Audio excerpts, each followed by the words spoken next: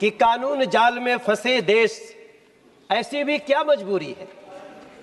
कानून जाल में फंसे देश, ऐसी भी क्या मजबूरी है। जब जब भ्रमजाल बड़ा होगा, उद्बोधन बहुत जरूरी है। बहुत बढ़िया। मोदी सरकार से आशा है, ये पूरा देश इस समय आशा से उनको लगातार तीसरी बार चुना है। मोदी सरकार से आशा है, अब जन विश्वास पूर्ण होगा। जब जब भ्रमजाल बड़ा होगा तो संशोधन बहुत जरूरी है। सभापति जी, संशोधन बहुत जरूरी है।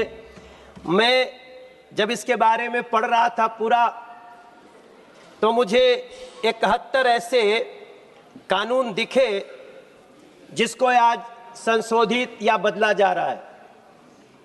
हमारे माननीय साथी कुरियोकोस जी, उन्होंने एक लाइन बोल दिया कि यह सदन के समय की बर्बादी है और क्या क्या है, शर्मनाक है, ऐसे बातें कह दिए।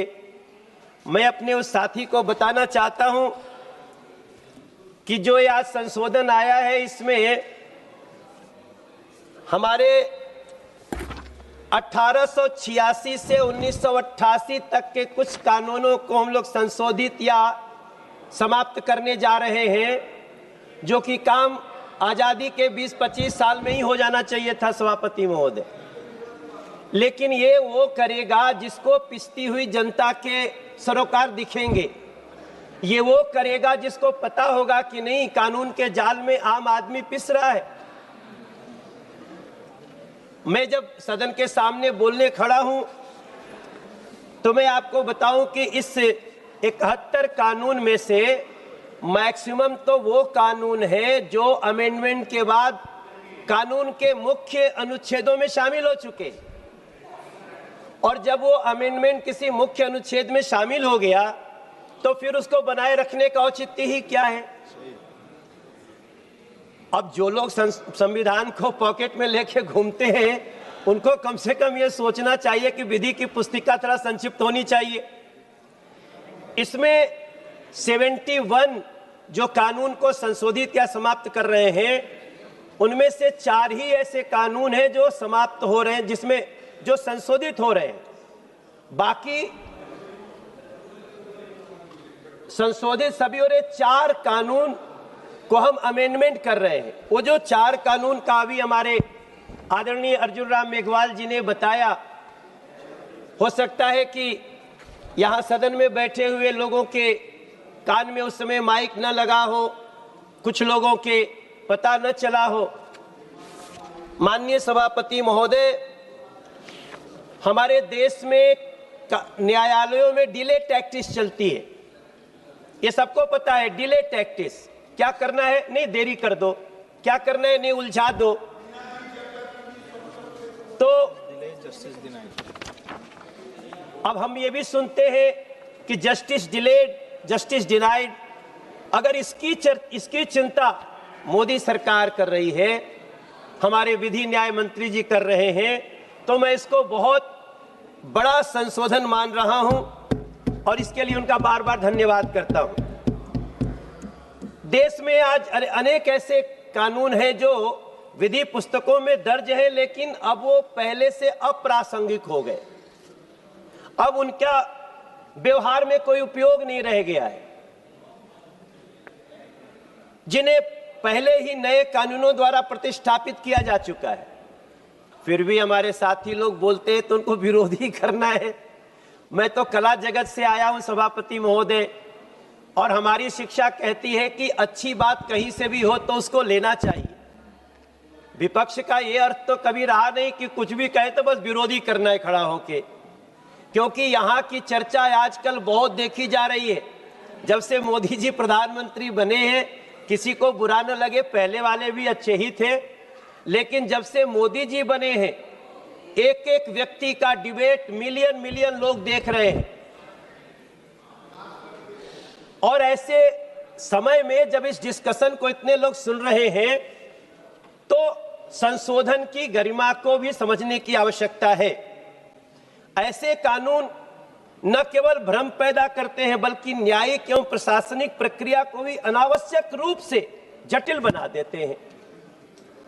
इन 71 कानूनों में वैसे तो बहुत सारे हैं, जिनको साथियों को पढ़ना होगा पढ़ेंगे, लेकिन 2016-2018 में भी हम लोगों ने कई अमेंडमेंट किए जो मुख्य अनुच्छेद में शामिल हो गया है, इसलिए उसका वहां बने रहने का कोई औचित्य नहीं है, वो केवल भ्रम ही पैदा करेगा। और ये बात हमारे विधि न्याय मंत्री ने समझी है। कई ऐसे कानून हैं जो 2019 में हमने अमेंड किया, अब वो मुख्य कानून के मुख्य धारा में आ गए हैं। 2020 में भी किया, 2021 में भी किया, 2022 और 23 में भी किया, लेकिन वो अमेंडमेंट करने के बाद, ये तो मैं तो थोड़ा सा कम अनुभवी हूं, हमारे और साथी तो ज्यादा अनुभव, मैं तो भी तीसरी बार का सांसद हूं। हमारे नॉर्थ ईस्ट दिल्ली के लोगों ने हमें यहां भेजा। सभापति महोदय, ये सबको पता है कि अमेंडमेंट का मतलब ही है, संशोधन का मतलब ही है कि उसको मुख्य कानून में शामिल कर लिया जाए, और जब मुख्य कानून में शामिल कर लिए तो उसको वहां बने रहने का कोई औचित्य ही नहीं है। अब इस आधार पे मैं तो एक लाइन हमारे प्रधानमंत्री जी की आजकल भारत के गली गली में हर ऑफिस में चलती है, और वो है मिनिमम गवर्नमेंट और मैक्सिमम गवर्नेंस, न्यूनतम सरकार और अधिकतम सुशासन, गुड गवर्नेंस।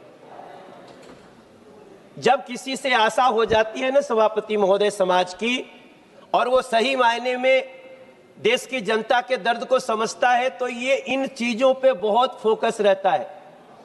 मुझे आज, मैं जब कहीं जाता हूं देश में बात करने लोगों से, मैं जब लोगों को पूछता हूं भैया आजकल आपको अपने परिचय के लिए टेस्ट तो नहीं कराना पड़ता है गेस्टेड अधिकारी से, तो लोग याद आता है अचानक से, हाँ हाँ भैया अब तो नहीं करना पड़ता है, अब तो हमनी के काम ऐसे ही हो जाता।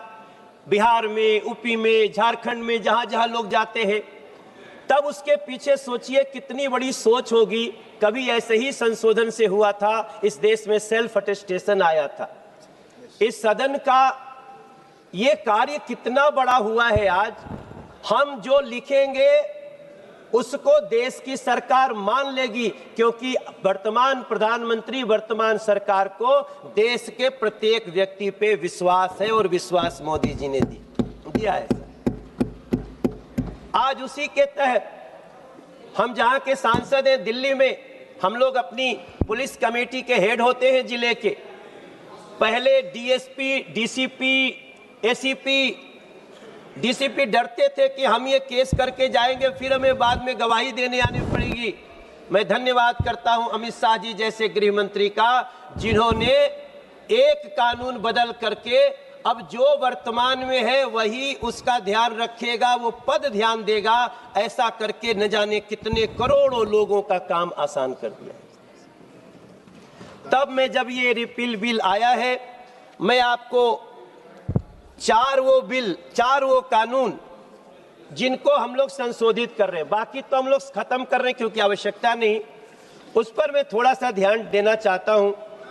हमारी एक द जनरल क्लॉजेज एक्ट 1897, सभापति महोदय, जब हम कहते हैं ना सर्व, सेंड, गिव, नोटिस, तो इन शब्दों का अर्थ क्या होगा ये हमें ही परिभाषित करना होता है। देश के हजारों केंद्रीय कानून इसी पे निर्भर है। इसलिए अब जैसे एक उदाहरण मैं देता हूं, धारा 27 कहती थी, पहले कानून की स्थिति क्या थी, धारा 27 कहती है अगर कोई दस्तावेज रजिस्टर्ड पोस्ट से भेजा गया तो माना जाएगा कि वो समय पे पहुंच गया। जी मैं अब सोचिए, माना जाएगा कि समय पे पहुंच गया, कोर्ट में बहस हो रही है, रजिस्टर्ड पोस्ट अब सेवा व्यवहार में ही नहीं है, समाप्त हो चुकी है। तो जब वो रजिस्टर्ड पोस्ट ही समाप्त हो चुका है, तो उसकी जगह स्पीड पोस्ट विथ रजिस्ट्रेशन करना, कानून को सेवा प्रणाली के अनुरूप अपडेट करना, ये बहुत बड़ा कार्य है। एक जो अभी हमारे विधि मंत्री जी ने बताया, मैं तो सुन के भी हैरान हूं कि हमारे देश में अभी भी बाबा साहब भीमराव अंबेडकर जी की भावनाओं को ऐसे चोट पहुंचाई जाती थी। अगर ये संशोधन नहीं आता, आप सोचिए कलकत्ता में, चेन्नई में और एक जगह मुंबई में कुछ समुदायों को धारा 213 कहती है, इसमें थोड़ा सा मुझे समय दीजिएगा। धारा 213 कहती है कि हिंदू, सिख, जैन, बुद्धिस्ट, पारसी मुंबई, चेन्नई, कोलकाता में भले इनकी वसीयत हो गई, लेकिन जब तक वो प्रोवेट नहीं होगी, न्यायालय से उसको अधिकारता नहीं मिलेगी, तब वहां तक नहीं जाएंगे, उनको नहीं विल माना जाएगा। जबकि मुस्लिम कम्युनिटी या ईसाई कम्युनिटी के लोगों का विल ही मान लिया जाएगा। ये देश में इतना बड़ा असमानता, बाबा साहब भीमराव अंबेडकर जी के सपनों को ऐसे चोट, और उसके बाद भी हमारे साथी कह रहे हैं समय की बर्बादी है। मैं समझता हूं अब सभी को विल का जो असली अर्थ है वो यहाँ पर भी लागू होगा। हम अपने साथ साथ विधि न्याय मंत्री जी को बहुत धन्यवाद देना चाहते हैं। आप कृपया जी, हम लास्ट में एक बात करेंगे, डिले टैक्टिस में जब हम बात कर रहे थे, नोटिस कैसे जानी चाहिए, इस पर भी हमने थोड़ा थोड़ा संशोधन की बात की है, और हमें पूरा विश्वास है कि इस संशोधन के साथ अब डिजास्टर मैनेजमेंट, अंत में मैं सभी लोगों के सामने डिजास्टर पूर्व तैयारी से उसकी तैयारी करेंगे, तब हम उसमें सही तरीके से जब ऐसी समस्या हो तो हम उसका निवारण कर सकते हैं। मैं मानता हूं सभापति महोदय, धन्यवाद कि हमारे श्री लालजी वर्मा जी, माननीय अध्यक्ष जी, मैं सदन से आग्रह करता हूं कि निरसन और संशोधन विधेयक 2025 को सर्वसम्मति से पारित कर देश को एक सरल, प्रभावी और नागरिक हितैषी कानून ढांचा प्रदान किया जाए।